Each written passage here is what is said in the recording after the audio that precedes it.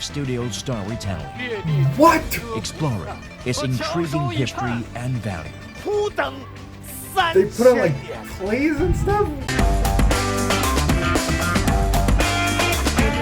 Hello my friends, welcome back. So on today's episode, it's all about National Treasure. So that's a 2017 Chinese cultural exploration television program. So every treasure in the program is represented by the actual treasure keepers, and it is performed by celebrities and common people. So before watching the video, before we get to this, in which situation would you like to visit a museum? Drunk.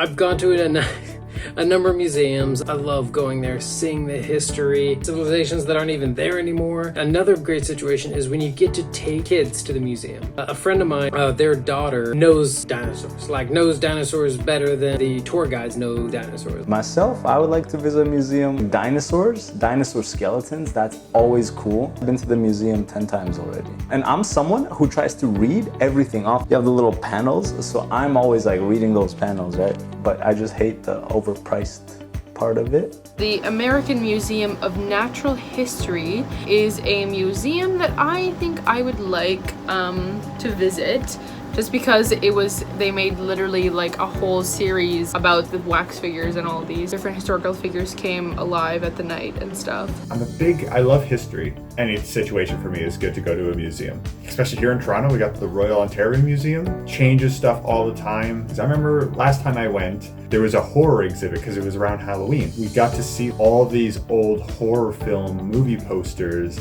And that's still part of a museum because that's history. And so I feel like, as long as you go to see a museum that you're interested in, I think you actually really enjoy a museum. I don't know exactly what this TV show is going to be about, but I'm super excited. Okay. Here we go. 9 leading Chinese museums, 27 greatest treasures. This is an interesting concept for a TV show. Forbidden City. I was there. The nation's greatest treasures.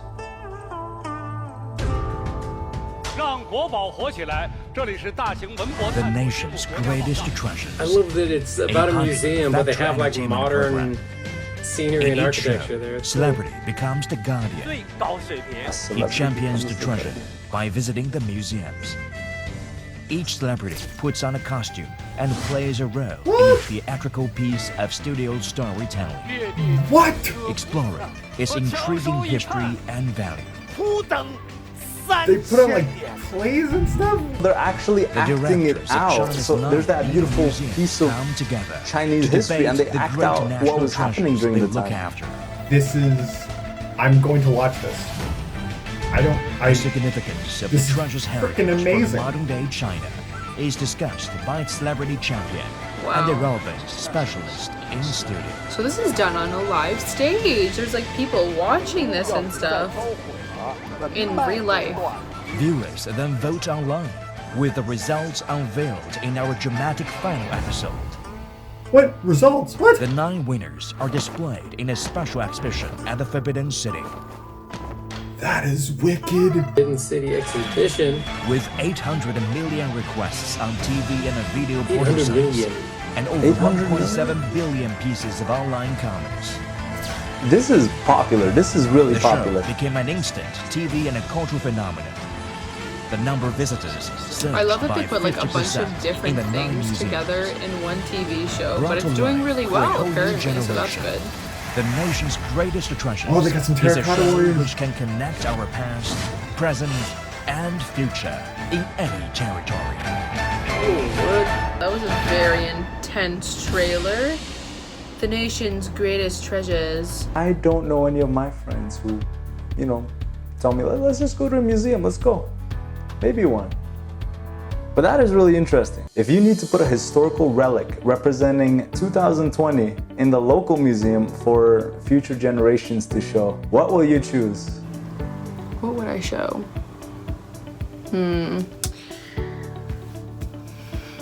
2020. I think I would take a murder hornet. I've been basically invading a bunch of countries to just be like, so we dealt with so much crap in 2020. Like, started off with the Australian wildfires, and then Kobe Bryant died. And then they're like, there's a huge famine going on in Yemen right now. Now we have to deal with bugs. Like, are you serious? Out of all these horrible things that are happening, and I have to worry about a bug too?